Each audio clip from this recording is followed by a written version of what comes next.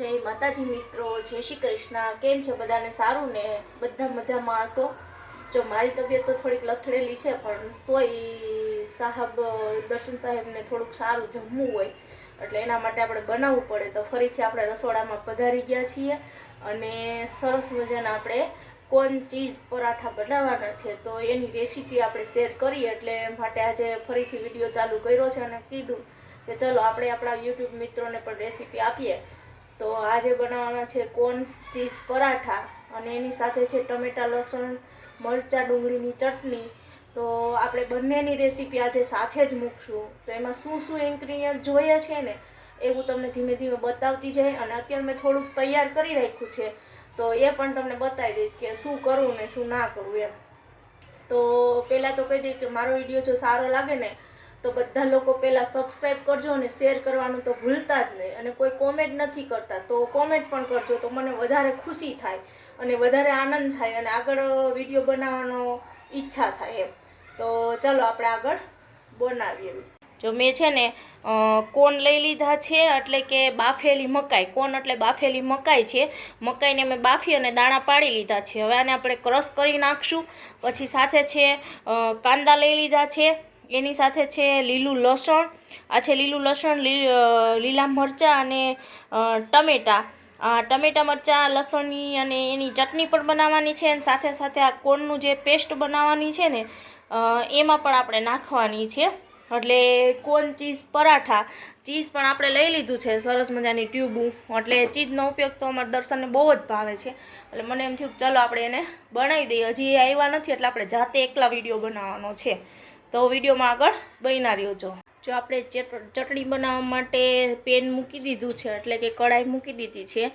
એમાં આપણે મીડિયમ તેલ નાખશું થોડુંક એવું, સાથે સાથે થોડુંક ઘી પણ નાખશું એટલે કે ઘીનો ટેસ્ટ સારો આવે ચટણીમાં। એટલે ઘી અને તેલ બે મિક્સ નાખશું, કારણ કે બટરનો ઉપયોગ બહુ ઓછો કરું છું હું અમારા ઘરમાં, એટલે હું ઘી સાથે થોડુંક નાખીશ જેનાથી સ્વાદમાં ઘણો બધો ફેર પડશે।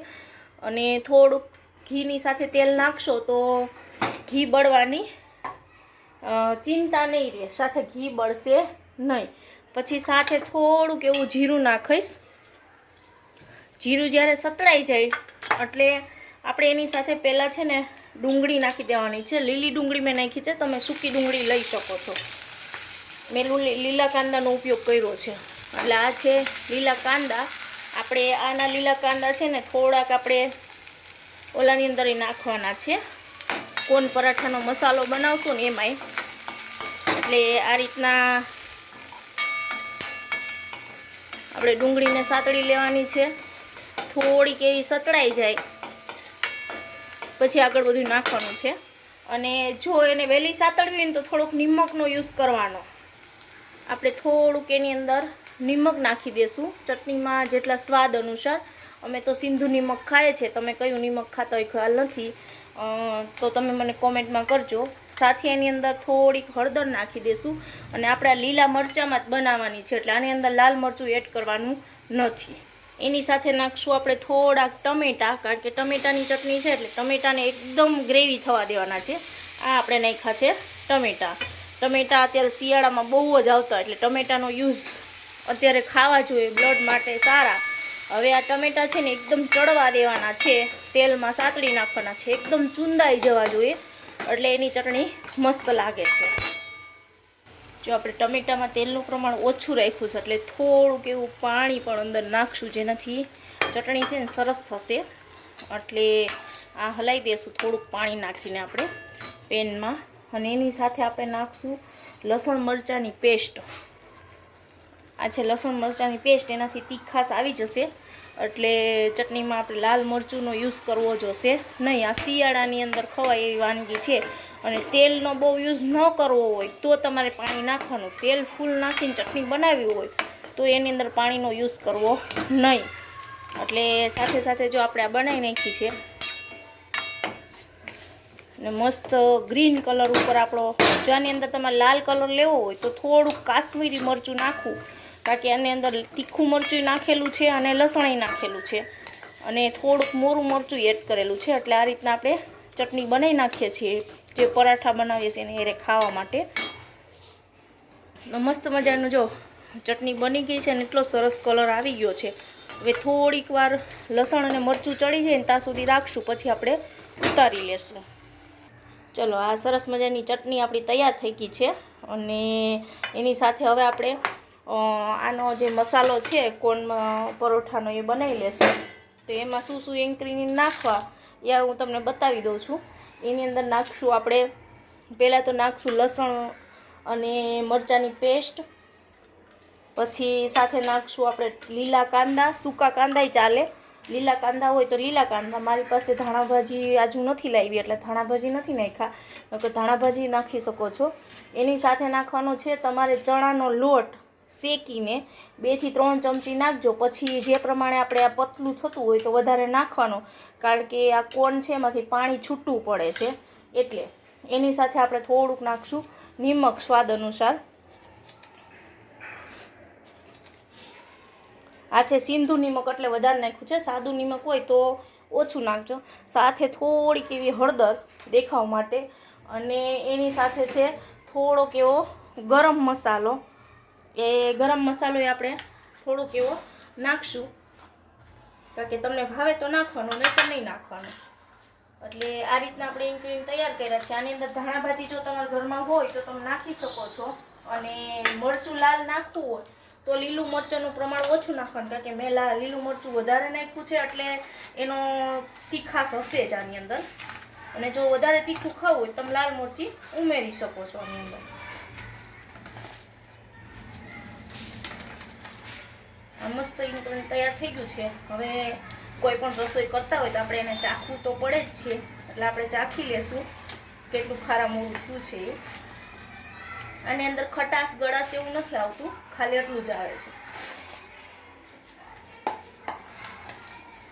અને આ ફટાફટ બની જાય છે. તમારા ઘરમાં જો બધી વસ્તુ અવેલેબલ હોય તો આપણે બનાવી શકીએ ફટાફટ.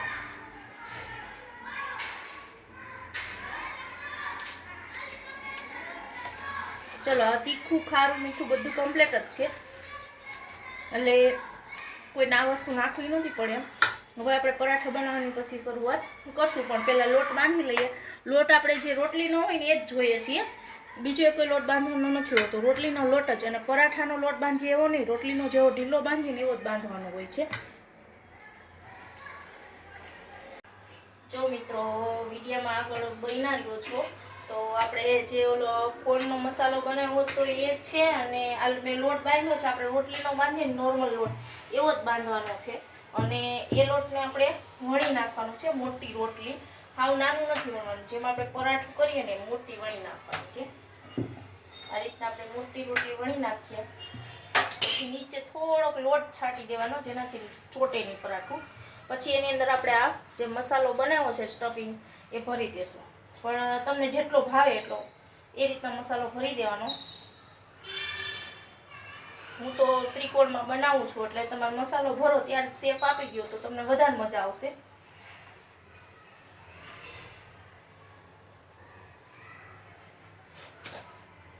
સ્ટફિંગ તમારે જેટલું નાખવું એટલું, ઓછું નાખો તોય ચાલે અને વધારે નાખો તોય ચાલે. મારી પાસે ભરપૂર મસાલો છે એટલે હું વધારે નાખું છું. એની સાથે આપણે થોડુંક ચીઝ નાખશું, કારણ કે અમારા દર્શનને ચીઝ બહુ જ ભાવે, એટલે ચીઝવાળા બનાવી દઉં છે.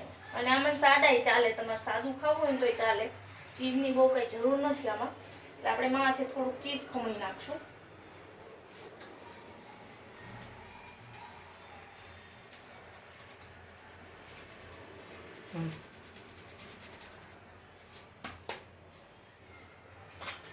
ચીઝની ટ્યુબ આપણે લઈ લીધી, ત્યાં રીતના ચીઝ ખમણી નાખ્યું છે. હવે ચીઝ આને અંદર લગાવી દેવું, અને પછી આપણે એને ફોલ્ડ કરી દઈશું. આ ભાગ છે અહીંયાથી આમ ફોલ્ડ કરશું, પછી આ પરાઠાને આમ ફોલ્ડ કરશું. એટલે ત્રિકોણમાં, ટૂંકમાં ત્રિકોણમાં ફોલ્ડ કરવાનું છે, પણ ક્યાંથી ખુલ્લું ન રહેવું જોઈએ, એ ખ્યાલ ખાસ કરીને રાખવાનો છે. ખેંચીને પેક કરી દેવાનું છે. ઓકે, પછી થોડોક લોટ માથે આવી રીતના છાંટી અને આને વણી નાખવાનો છે. આ રીતના ધીમા ફોરા હાથે વણી નાખવાની છે. જોજો કે એથી ખુલ્લી ન જાય, ખુલશે તો મસાલો બહાર નીકળી જશે. એટલે ફોરા હાથે તમારે આપણે જેમ ચોરસમાં પરાઠું વણીએ છીએ એમ જ વણી નાખવાનું છે.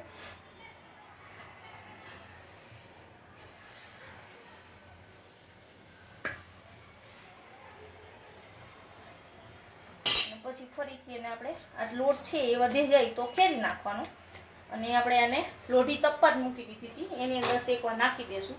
પહેલાં બે બાજુ છે ને એને શેકી નાખશું અને પછી ઓઇલ લગાવો છો અથવા તો બટરમાં કરો કે ઘીમાં કરો, તમારે જેમાં કરવું હોય એમાં કરી શકો છો. આ રીતને એને શેકાવા દેવાનું છે પહેલાં.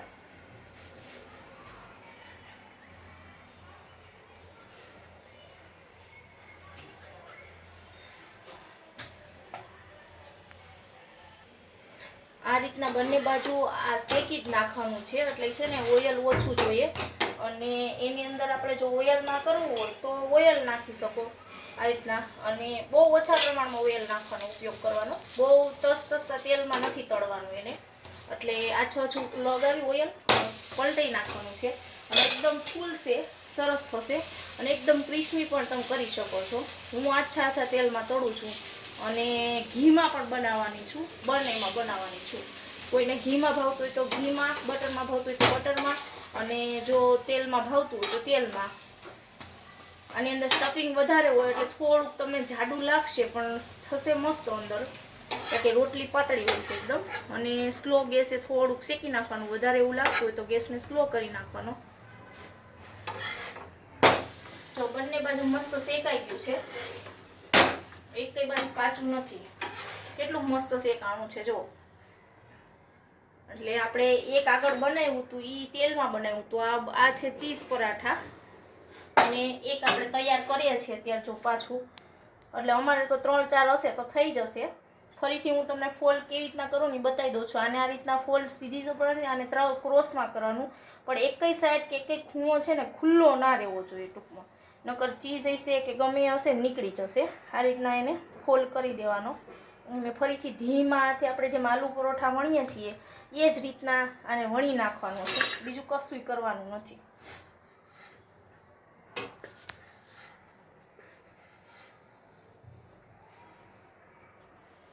અને